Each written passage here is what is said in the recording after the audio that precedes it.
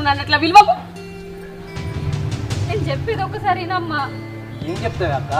అనే మాటలు అన్నీ అన్నావు, పైసలు పట్టుకుని వచ్చినావు. మేము అద్దన్నప్పుడు అద్దన్నట్టే ఉండాలి. మా సవే మేము చెప్తాం. అరే తమ్ముడు, నేను తప్పు చేసిండ్రా. అమ్మ నన్ను క్షమించే. నిన్ను అనరాని మాటలు అన్నా. నువ్వే శిక్ష చేసినా అది చిన్నదే అవుతుంది. అయినా నేను భరిస్తా.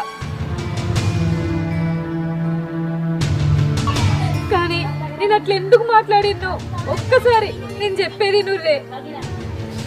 నేను చెప్పేది మీకు అబద్ధం అనిపిస్తే ఇంతకంటే నేను ఏం చేయలేదే.